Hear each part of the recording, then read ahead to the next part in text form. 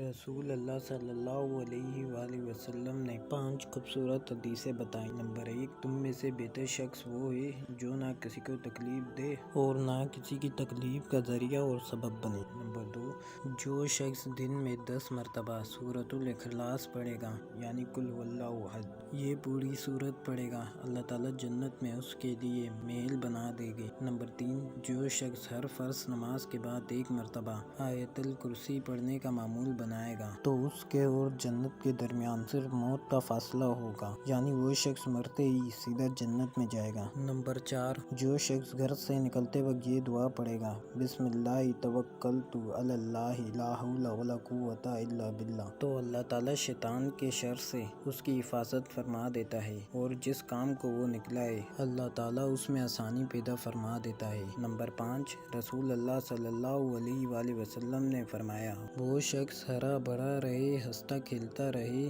جو شخص میری حدیث سنے، اس کو محفوظ رکھے اور اس کو دوسروں تک پہنچائے۔